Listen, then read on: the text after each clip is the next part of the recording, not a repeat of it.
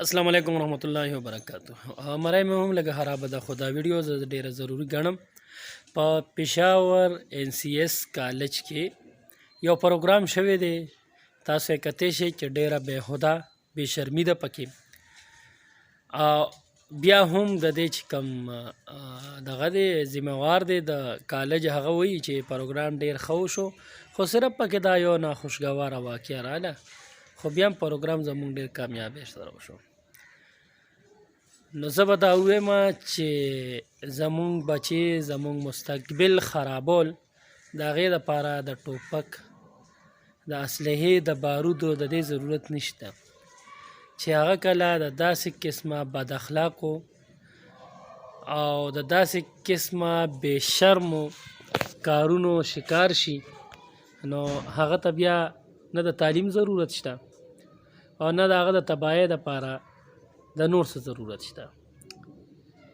لکه دا چې کم بې حیایي شوه د تاسو وینئ د سیټ کې ویډیو کې چې دا کم لباسه چوړې شوی دی کم ګانې کېږي نو امید دی چې د دې نه به یو ډېر ښه سټوډنټ وځي ځکه چې یو سټوډنټ ته یو طالب ته څه ښودلی کېږي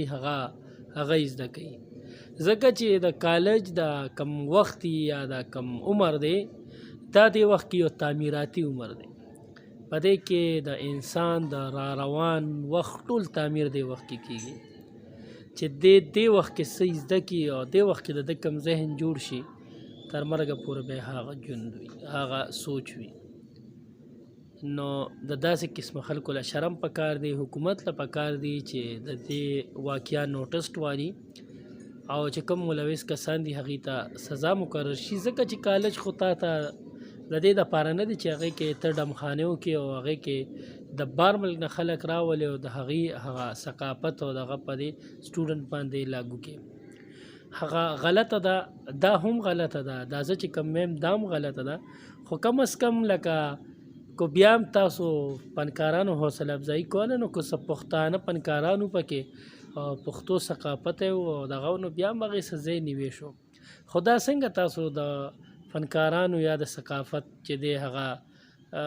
شو ورکوي چې په هغې کې د بار ملک خلک راځي د بار ملک کم ثقافت دی هغه شان جامې چولې کېږي هغه شان ډریس وي او هغه شان ګانې وي خو دواړه غیر اسلامي دي خو کم از کم د یو معاشرې مطابق خو به دکه وکنه کو د خپل پښتانه فنکاران دا پکې شامل شوي امید دی چې ویډیو به هم خوښه شوي که ویډیو هم خوښه شوي لایک کړئ چینل سبسکرایب کړئ موږ ته اجازت راکړئ د لوی الله په امان